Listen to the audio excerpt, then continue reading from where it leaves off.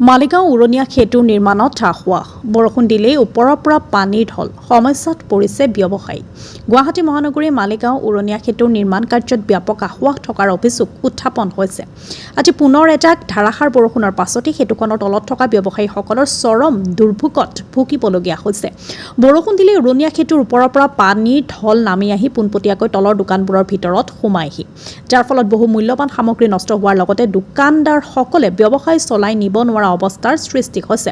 স্থানীয় লোকৰ অভিযোগ মহানগৰীৰ অন্যান্য উৰণীয়া সেতুসমূহত এনে ধৰণৰ সমস্যা দেখা নাযায় কিন্তু মালিগাঁও উৰণীয়া সেতুৰ ক্ষেত্ৰত এনে দৃশ্য নিতৌ দেখা পোৱা যায় সেতু নিৰ্মাণৰ সময়ত পানী নিষ্কাশনৰ উপযুক্ত ব্যৱস্থা নকৰাৰ বাবে এই সমস্যাৰ সৃষ্টি হৈছে বুলি সচেতন মহলে মন্তব্য কৰিছে গুৱাহাটীৰ আটাইতকৈ ব্যস্ত অঞ্চলসমূহৰ অন্যতম এই মালিগাঁৱত এই অৱস্থাই প্ৰশাসনৰ কাম-কাজৰ ওপৰতো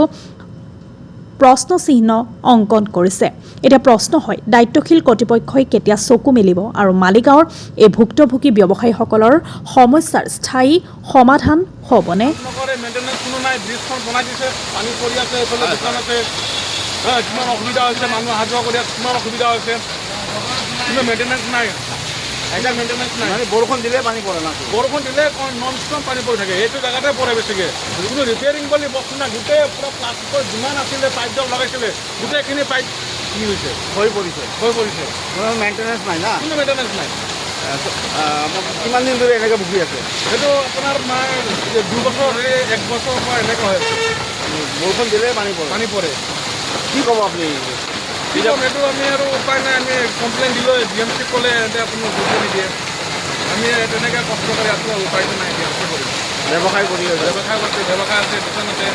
ইয়াৰ গোটেই গুচি গৈছে আমাৰ দোকানত পানী সোমাইছে গোটেই পানী সোমাইছে এইফালে গুচি গৈছে যাব